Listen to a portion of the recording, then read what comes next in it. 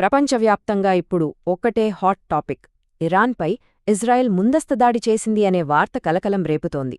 అసలేం జరిగింది? ఈ అనూహ్య పరిణామం వెనుక ఉన్న కీలక వాస్తవాలేంటో ఇప్పుడు వివరంగా చూద్దాం. సరే, ముందుగా అసలు విషయానికొద్దాం. అదే, ఈ ముందస్తు దాడి.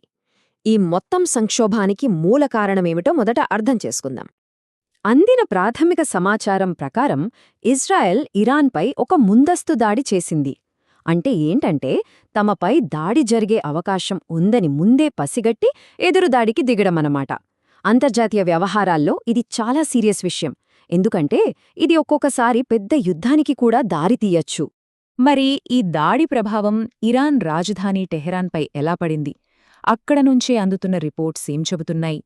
టెహరాన్ సిటీ మధ్యలో, అంటే ఆ దేశానికి గుండెకాయలాంటి చోట పెద్ద పెద్ద పేలుళ్ల శబ్దాలు వినిపించాయని అక్కడి మీడియా, ప్రత్యక్ష సాక్షులు కన్ఫర్మ్ చేస్తున్నారు. దీన్ని బట్టి మనకేమర్థమవుతోంది?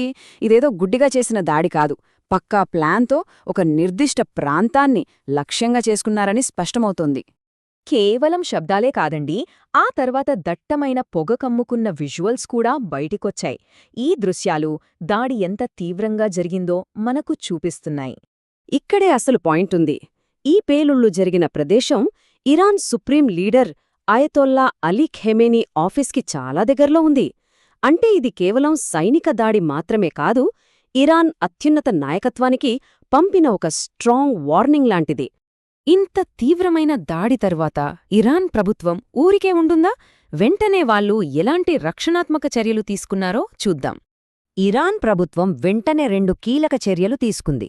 మొదటిది, దేశ గగనతలాన్ని పూర్తిగా మూసేశారు. అంటే తదుపరి దాడులు జరగకుండా ఏ విమానాన్ని తమ గగనతలంలోకి అనుమతించట్లేదు.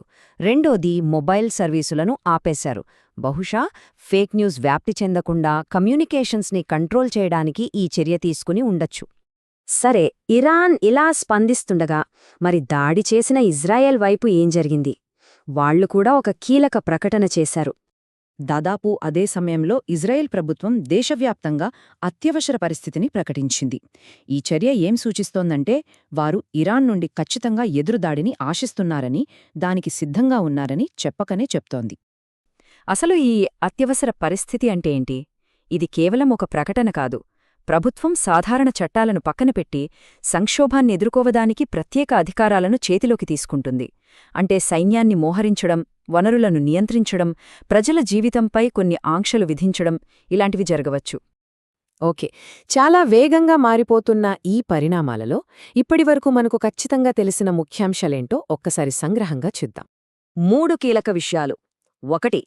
ఇజ్రాయెల్ ముందస్తు దాడి. 2. టెహ్రాన్లోని కీలక ప్రాంతాల్లో పేలుళ్లు. 3. దానికి ప్రతిస్పందనగా ఇరాన్ తన గగనతలాన్ని మూసివేయడం. ఈ 3 సంఘటనలు ఒకదానికొకటి ముడిపడి ఉన్నాయి, ప్రస్తుతం ఏం జరుగుతోందో మనకు ఒక చిత్రాన్ని అందిస్తున్నాయి.